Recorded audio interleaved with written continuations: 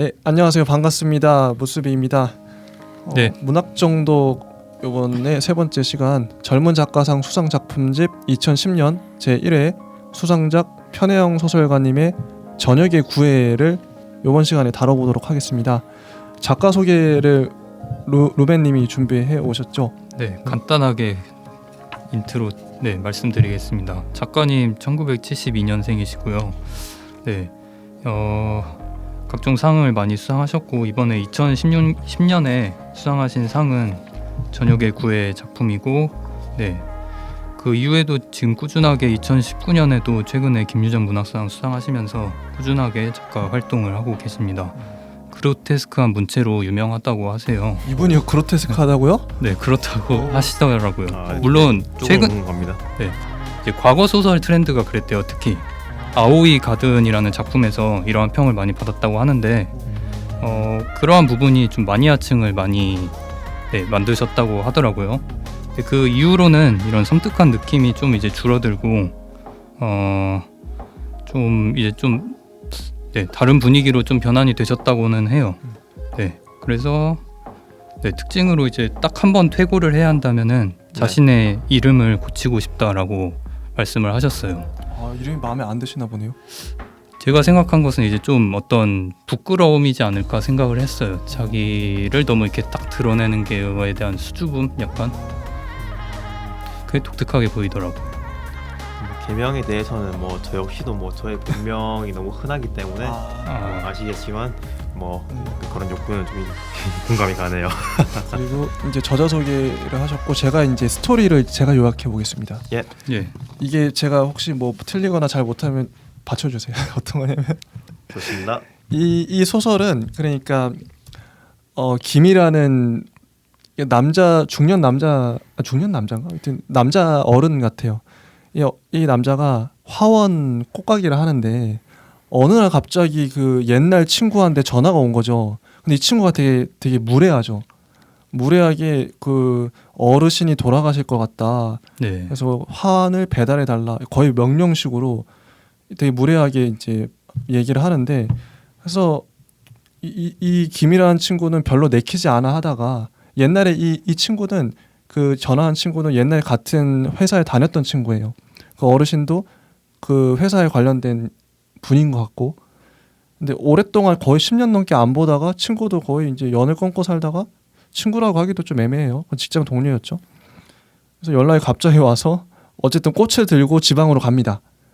갔는데 가는 길에, 근데 이 소설은 이게 중심이 아니에요. 꽃을 배달하는 게 중심이 아니라 연애 소설인 거죠. 연애 소설인데 꽃 이야기를 맨 앞에 내세웠어요. 그래서 여자와 여기는 여자 이름이 안 나오니까 여자라고만 나오고, 그렇죠.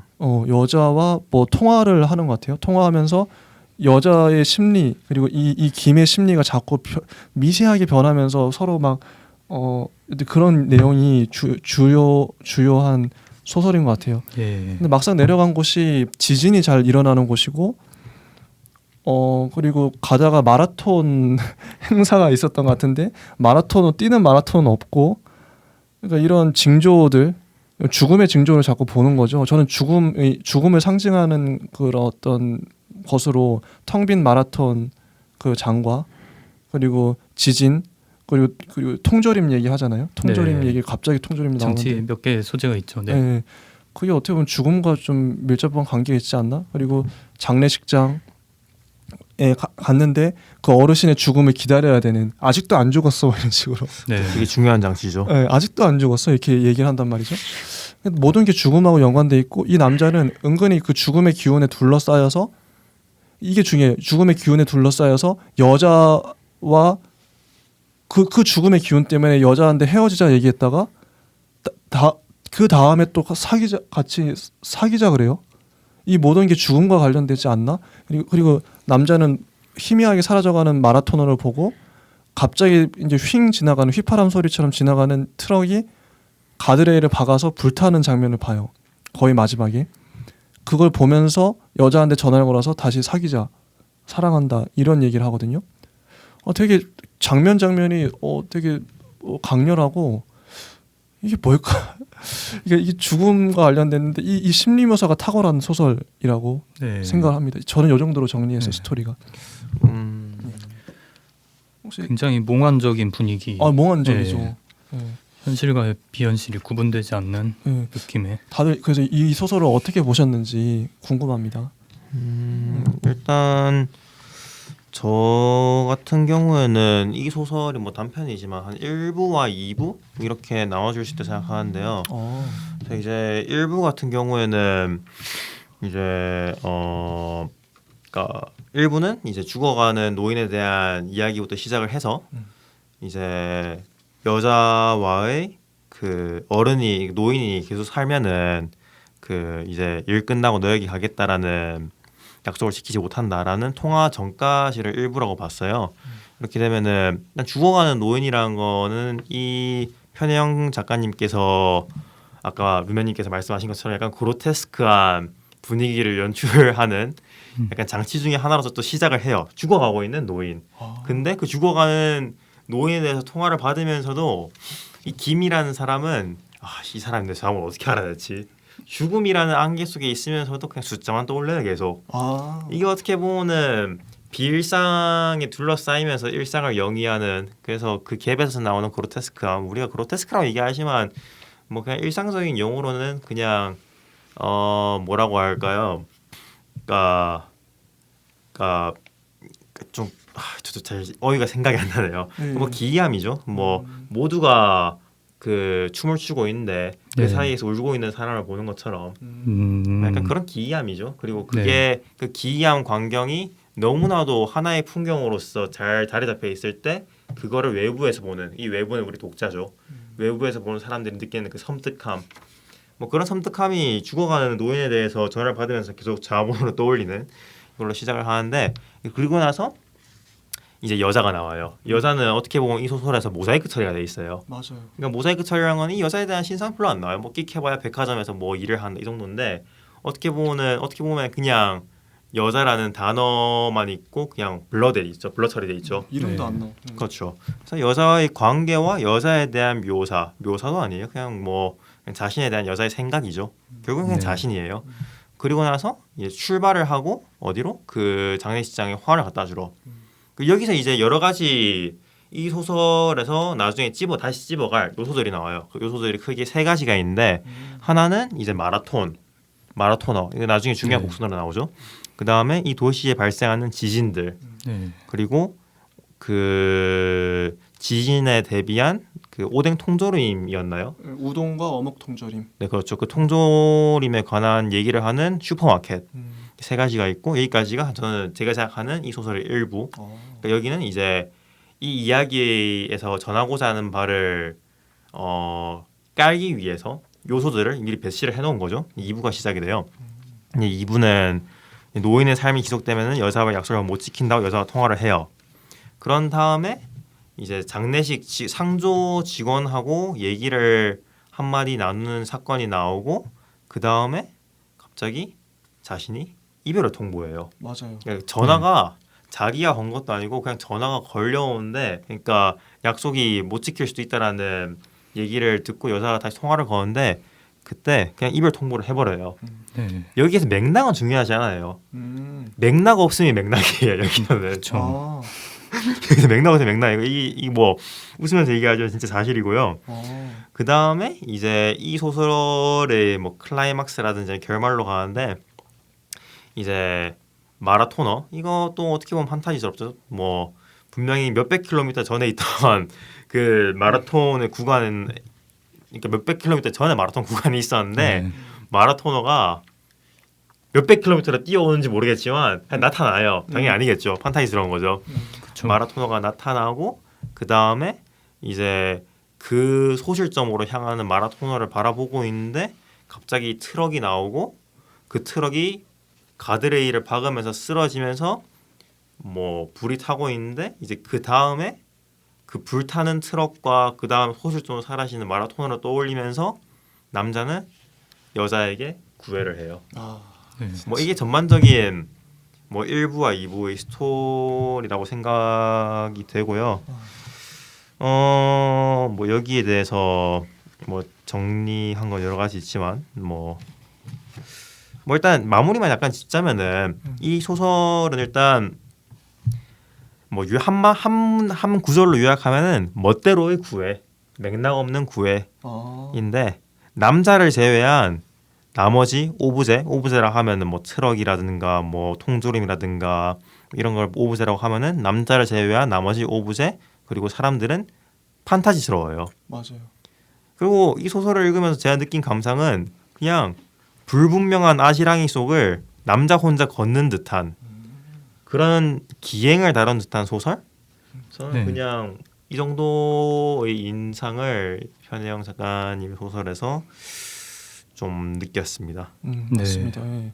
혹시 뭐 저지 와닿으셨던 구절이라든지 네. 또 생각하셨던 게 혹시 네. 로맨님은 있으신지 궁금합니다. 저는 이거를 예. 처음 읽을 때는 그냥 예. 좀 기이한 느낌으로 처음에 봤고 있어요 진짜. 네, 그리고 두 번째 보고 나서 이제 느낀 것은 약간 이것은 세상과 관계를 제대로 맺지 못하고 사는 사람들이다. 이런 생각이 좀 들었어요. 그래서 남자 여자 둘 다요. 그래서 둘 다. 네. 아, 남자는 그 아버지의 죽음으로 시작을 해서 맞네. 네. 아버지 맞아요. 그죠. 그래서 이제 삶을 살아가면서 어떤 태도들을 보면 전화 받는 태도라든지 뭐 양복을 빌릴 때 지인과의 대화를 통해서든지 보면은 대화에 집중을 못 해요. 자기의 어떤 생각에 갇혀서 예를 들면 이런 문장이죠. 김은 친구가 얼마 전 인수한 화원의 전화번호를 어떻게 알아냈는지 의아해하느라 사경을 헤맨다는 어른의 나이를 생각하느라 결국 뭐 생각해내지 못했다, 집중을 못했다 이 얘긴데요. 이런 문장들이 뒤에도 또 나와요. 이런 걸 보면은 관계를 제대로 못 맺고 자기의 틀에서만 살고 있는 사람으로 보이기도 하더라고요. 근데 그 원인을 이제 찾아가는 여정이 된 거죠. 어떻게 보면은 이 도시로 가면서. 그래서 그 과정에서 굉장히 좀 그 마음이 왔다 갔다 굉장히 불안감을 표현하는 것이 여자의 통화 속에서 그게 보인다고 저는 생각을 했어요. 정말 갈대같이 마음이 변하잖아요. 나 진짜. 이 여자와 헤어져야겠다. 맞아요. 또 마지막에는 같이 만나야겠다. 그리고 완전 또 마지막에는 그 진짜 만나는 게 좋을까? 이런 식으로 또 끝을 그런 식으로 맺는다고 느껴졌거든요. 진짜 되게 순간순간 바뀌어요. 마음이 남자 마음이. 네, 굉장히 불안한 사람이고 그 원인을 이제 저는 생각한 것이 이제 죽음을 자꾸 느끼는 것은 이것은 이제 본인의 어떤 그런 나약함이 반영된 결과고 결론적으로는 스스로 관계를 맺고자 하는 그것을 잘 못 해내고 있기 때문에 자꾸 이제 죽음이나 어떤 비관적인 쪽으로 가고 있는 것일 수도 있겠다. 이런 어떤 나약함으로도 생각이 좀 들었어요. 이제 반대가 되는 것은 여자는 그 고객 상담 일을 하잖아요. 그렇죠. 관계를 맺는 일이에요. 엄청나게. 맞네. 네, 물론 뭐 남자도 이제 화환을 전달하고 이런 건 있지만은 여자는 관계를 맺으려고 하는데 근데 이제 잠깐 모사된 부분에는 그 말씀하신 대로 모자이크 사이로 보이는 모습이 굉장히 그 어색해 보이는 모습들이 많아요. 어색해 보이는 걸 묘사가 돼 있죠. 그렇죠. 굳은 얼굴, 농담. 네, 맞네. 농담. 이제 남자가 이제 그 부분을 정말 자기는 싫어한다라고 했는데 맞아. 근데 거기선 약간 어떻게 보면 자기가 싫어하는 자기의 모습을 보고 여자의 그걸 싫어한다고 느낀 것이 아닌가. 그 공통점에는 결국에는 둘 다 세상과 관계를 잘 맺지 못하는 그런 어떤 인물적인 저는 그래서 그런 것이 보여서 맞네요. 그런 걸로 좀 생각을 해봤어요. 어떻게 보면은 남자 같은 경우에는 자신의 거울상과 같이 네. 그러니까 관계를 맺지 못하는 네, 자신의 모습이 거울처럼 비춰지는 여자의 관계 맺지 못함이 네. 또 약간 보기 싫은 것도 있었던 거네요. 그런 거 아닌가 싶더라고요. 서로 닮아서 그건 네. 되게 싫었다. 전 생각 못했었어요. 나는 내가 싫은데 나를 닮은 여자도 싫은 거야. 그렇죠. 안타깝지만 그래서 근데 참 남자가 그 관점으로 보니까 네네. 좀 답답하게 느껴지더라고요. 어떻게 보면 여자 입장에서 봤을 때는 굉장히 싫어할 만한 남자 아닌가요 이게? 되게 결정 못하고 우유부단하고 아니 헤어지자 그랬다가 또 네. 다시 사귀지. 마음 바꿔가지고 아, 네. 이건 그냥 자기 마음대로 하는 거. 그냥 친구로도 한 대 맞아야죠. 그렇죠. 이게 자기 마음대로. 짜증 나잖아요. 뭐 하는 거야 이러면서. 예, 아무튼 이쯤에서 제가 한번 책을 이분은 책을 구절을 한번 인용을 하고 싶어요. 읽어드릴게요. 제가 와닿았던 부분이긴 한데 네. 심리 묘사를 한번 느껴보셨으면 좋겠어서 75쪽입니다. 두 번째 문단인데 읽어볼게요. 아직 안 끝나셨어요? 여자였다. 안도감이 느껴지는 동시에 초조해졌다. 그 초조함 때문에 김은 자신이 여자로부터 떠나왔음을 다시금 깨달았다. 앞으로 여자와의 통화는 더 드물어질 것이고 간혹 이어지는 만남은 지루할 것이고 말투는 무뚝뚝해질 것이며 웃을 일이 점점 줄어들 것이다. 그럴수록 여자는 더 자주 전화를 걸어 자신에게 소홀하고 무관심한 김을 이해하려고 하다가 어느 날 문득 서운함과 허전함을 견디지 못해 울컥하여 화를 내고 얼마 후에는 화낸 것을 사과할 것이다. 그런 일이 얼마간 반복되다가 나중에는 오로지 마음을 되받지 못한 것을 억울해하며 김을 원망하고 미워하는 데 시간을 쓸 것이다. 그러다가 문득 이 모든 일을 되풀이할 정도로 김을 사랑하지 않으며 어쩌면 처음부터 사랑이 아니었음을 깨닫고 마음이 편안해지는 동시에 허탈해질 것이다. 김으로서는 그 순간을 기다리는 것밖에 할 수 있는 게 없었다. 어쩌면 그때 비로소 여자에게 애틋함을 느끼게 될지도 몰랐다. 요런 문장인데 되게 디테일하고 네, 그 감정 묘사는 너무 좋아요. 그죠 이 네. 흐름 이걸 다 김은 이걸 다 생각하고 머리가 터질 것 같아 이렇게 생각하면 네. 이걸 다 생각하니까 헤어지고 싶겠죠. 주저하는 그 결론이 아 그러니까 김의 입장에 네. 이런 식으로 생각을 하니까 네. 너무 좀 자폐적인 느낌도 들고요, 솔직히. 그리고 또 하나를 또 인용해 보면 이 문장이 되게 재밌어요. 이분 되게 잘 쓰시는 것 같은데 78쪽에 보면 김은 타오르는 불꽃을 바라보며 계속 수화기를 들고 있었다. 한참 만에야 전화를 받은 여자는 아무 말도 하지 않았다. 수화기를 통해 가느다란 숨소리만 들려왔다. 차분하면서 규칙적인 소리였다. 그 소리가 묘하게도 김의 마음을 차분히 가라앉혔다. 김은 여자의 숨소리에 맞춰 숨을 내쉬고 들이마셨다. 여자와 호흡을 맞추려면 조금 서둘러 숨을 뱉어야 했다. 몇 번의 시도에도 숨의 간격을 맞추기 어려워지자 김은 불쑥 여자에게 사랑을 고백했다. 여자는 잠자코 있었다. 여자가 아무 말도 하지 않는 것이 두려웠지만 어떤 대꾸를 하는 것도 두려워서 오로지 여자에게 틈을 주지 않기 위해 생각나는 대로 말을 이었다. 오랫동안 유심히 여자를 바라보는 기쁨을, 여자와 처음으로 우연히 팔꿈치가 스쳤을 때 박동한 심장을, 처음 여자의 손을 잡았을 때 거짓말같이 여겨지던 낯선 감각을, 그를 차분하게 하는 부드러운 숨소리를 얘기했다. 여자에게 사랑받지 못하지는 않을까 하는 불안감을, 여자를 사랑하고 있음을 깨달았던 순간의 설렘을 얘기했다. 얘기를 하는 동안 김은 여자에게 말한 것들이 이제껏 한 번도 생각해보지 않았던 것임을 깨달았다. 자신의 말은 모두 어디서 읽거나 누구에게 들은 얘기 같았다. 너무 상투적이고 진부해서 진심으로는 여겨지지 않는 말이었다. 반면에 그래서 진심처럼 들리기도 했다.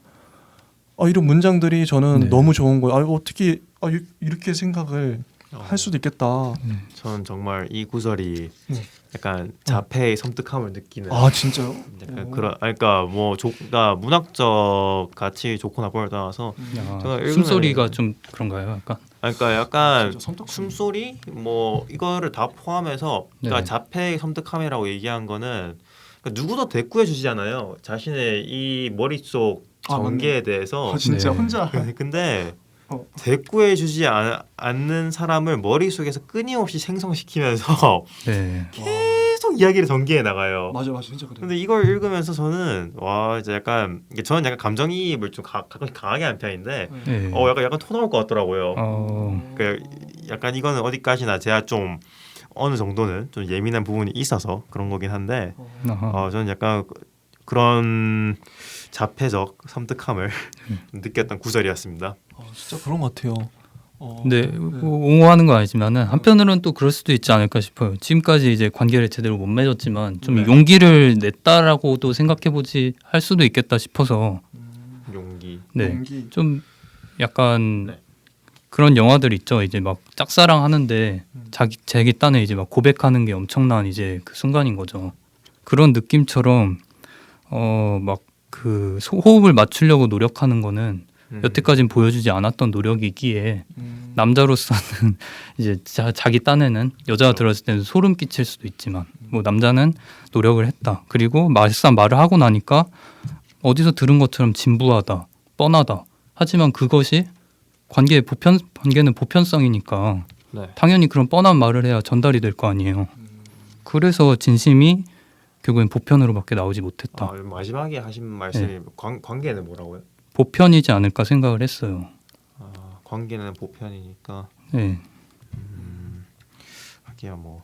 저는 이걸 보면서 좀 개인적으로 들었던 질문이 있는데요. 두 가지 정도로 정리하면 네네.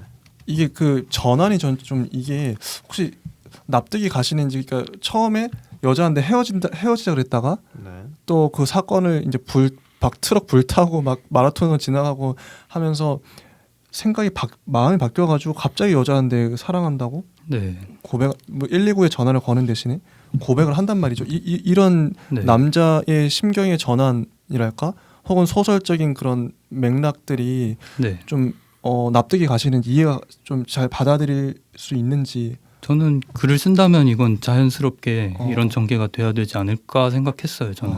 그러세요? 네, 제가 그렇게 글을 쓴다는 게 아니지만 교수님은 이런 거에 대해서 이렇게 어떻게 생각하시는지 궁금하네요. 이런 일단 급격한 전환. 일단 질문 자체가 저한테는 좀 가혹하고요. 그러니까, 저 대답하고 나서 좀 민망한 느낌이 있어요. 그러니까 가혹한 이유가 납득이 가냐라고 하면은 저는 아직 이 소설을 이해하지 못했습니다. 네, 저는 아직 이 소설을 이해하지 못했고 네. 겸손히. 다만 제가 느꼈던 거는 뭐 아까 소개해 주실 때도 그로테스카함이라 하셨는데 저는 그 처음에 듣자마자 그렇지 이게 그로테스크지 라는 생각을 떠올렸을 정도로 정말 약간 이건 제 개인적인 이야기이기도 한데 저는 네. 최근에 어느 정도 약간 글을 좀 멀리 하려고 하는 경향이 있어요. 그러니까 사람들과 함께 공부하는 거를 제외하고는 일부러 약간 뭐 좀 예능, 버라이어티 아니면 영화 이런 텍스트적 요소로부터 멀리 떨어지려고 하는 경향이 있는데, 그러니까 이렇게 하는 이유가 제가 경험 이전에 그리고 제가 오감으로 느끼기 이전에 글을 접한다라는 거에 대한 두려움이 좀 생겨서 요즘에 이런 경향들을 좀 보이고 있는데요. 그리고 이렇게 하는 이유는 어느 순간부터 제가 쓰는 글들의 자폐성이 조금씩 느껴지는 것 같더라고요. 그러니까 누구도 대답해주지 않는데 저 혼자 글을 쓰고 저 혼자 대답을 하는 제 모습이 어느 순간 너무 이상한 거예요. 너무 이상하고, 그리고 이거는 이게 나쁜지 좋은지를 떠나서 일단 다시 돌아오더라도 변화를 해야겠다라는 느낌을 받고 있는 찰나에 또 이 소설을 또 읽게 됐어요. 그래서 그런 관점에서 보면은 일단 저는 이 소설을 아직 이해하지 못했고, 다만 제가 느꼈던, 제가 글을 쓰면서 받았던 그런 섬뜩함과 자폐를 다시 한번 이건 제가 쓰지 않았으니까 다시 한번 읽게 돼서 뭐랄까 그냥 찰나가 좀 더 섬뜩했다고 말씀드릴 수 있을 것 같습니다. 네. 또 저는 하나 또 궁금했던 게 이 소설의 형식에 대해서인데, 네. 제가 만약에 이 소설의 제목처럼 저녁의 구애, 그러니까 남녀간의 사랑 얘기잖아요. 뭐 헤어지고 사랑하고 이런 얘기인데, 이거 쓴다 그러면 이렇게는 쓰지 않을 것 같아요. 그냥 온전히 집중해서 뭐 그냥 두 남녀를 딱 등장시키고 뭐 이렇게 뭐 말다툼을 한다든지, 어떻게 보면 되게 무난하고 평이한 방식으로 전개되겠지만, 근데 이런 식의 전개는 되게 새롭거든요. 연애 소설인데 갑자기 장례식이 나오고 뭐 이런 뭐 마라토너가 나오고 지진 얘기가 나오고 뭐 죽음의 요소를 끌어들이기 위해서 였겠지만, 이런 식의 전개 되게 신선하다. 저는 형식상으로 신선하지 않나 이렇게 생각했거든요. 혹시 어떻게 생각하세요? 저는 섬뜩함 속에서 발전하는 감정의 변화 정도로 받아들였어요.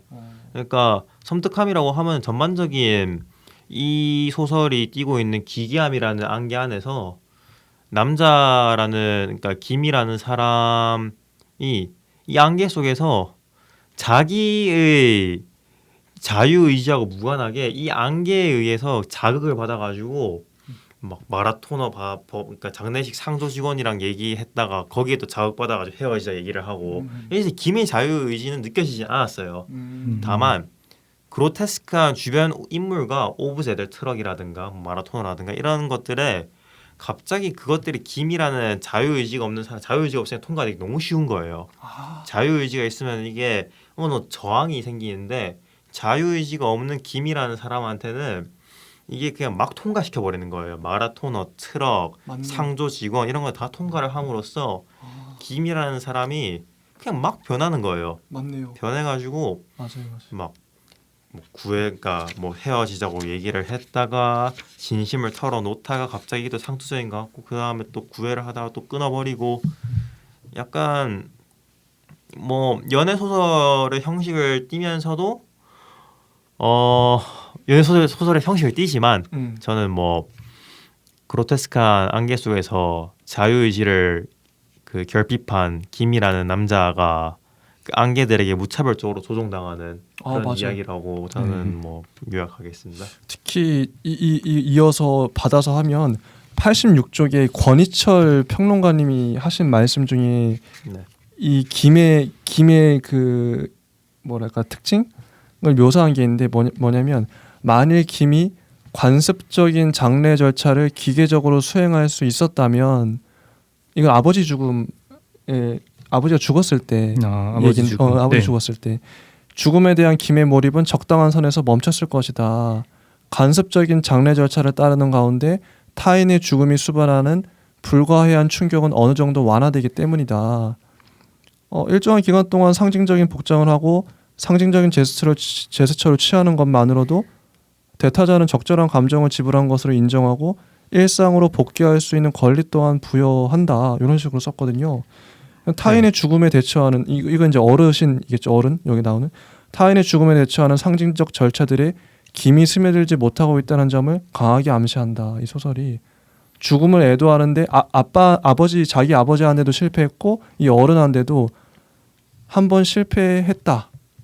동시 이제 둘 다 실패한 셈이죠. 김이 요런 저도 해설에서 딱 얻은 게 그거였어요. 아버지의 죽음을 이 작가가 아니라 등장인물하고 연결을 못 시켰는데 그 아버지의 죽음을 제대로 그러니까 마음의 어떤 장례를 제대로 못 시킨 것이 그게 원인이 됐다고는 할 수 없겠지만은 어쨌든 중요한 시발점 그 앞으로 살아갈 인생이 안개 속에 있을 것이라는 것 뭐 그런 어떤 뉘앙스라고 표현을 하는 거 아닐까요 이게?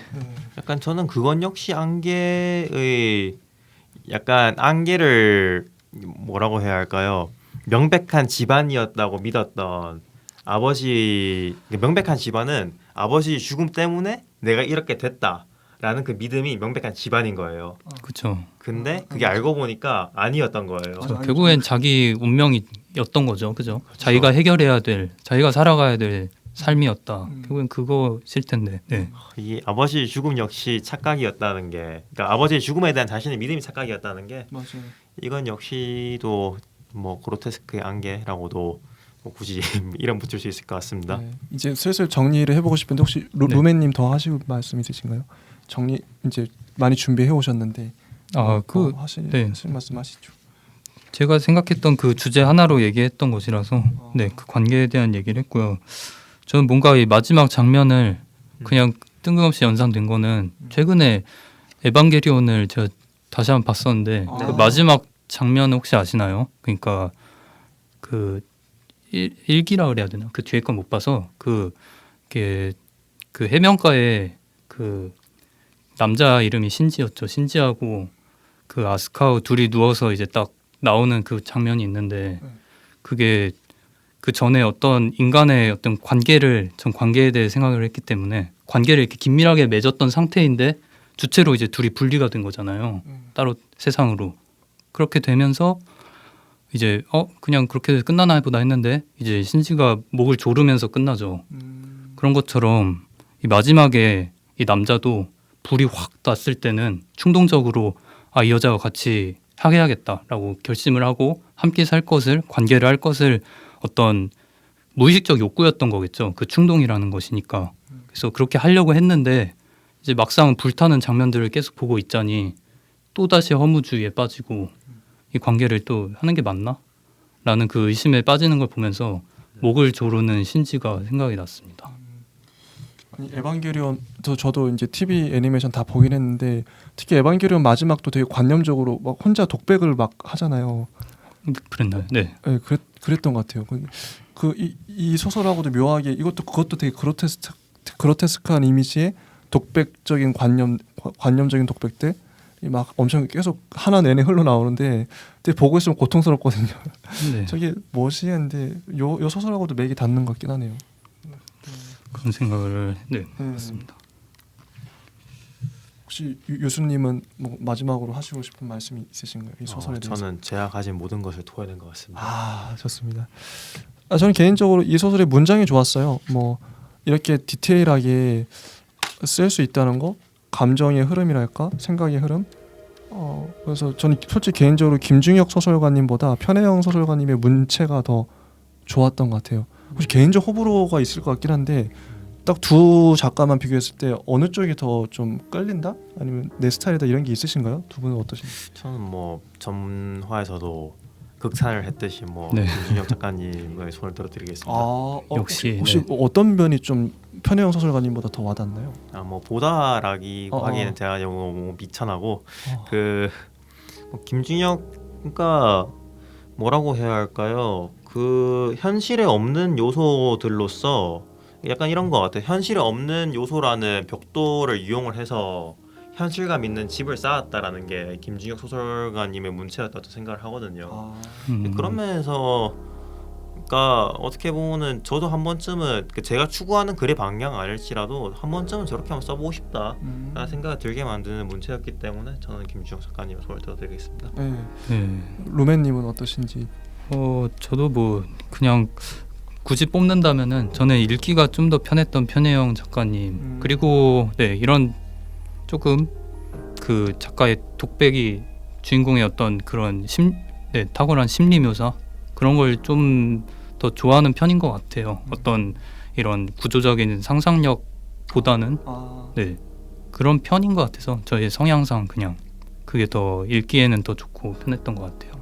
하긴 김준혁 작가님 같은 경우는 깔끔하게 좀 문장을 짧게 쓰신 것 같고 편혜영 작가님은 만연체처럼 문단 자체가 되게 길고 그렇게 쓰셨던 것 같아요. 저 독백조가 상당히 많죠. 맞아요. 그래서 어떻게 보면 관념적이고 요 정도로 하고요. 다음 주에는 저희가 이게 총 7편의 단편 소설이 있는데 3편 다음 주에는 3편입니다. 이장욱 소설가님의 변희봉, 그다음에 배명훈 작가님의 안녕 인공존재, 그다음에 김미월 작가님의 중국어 수업까지 다루도록 하겠습니다. 읽고 와서 한번 재밌을 것 같아요. 다음 주에도 여기까지 하겠습니다. 감사합니다. 수고하셨습니다. 감사합니다.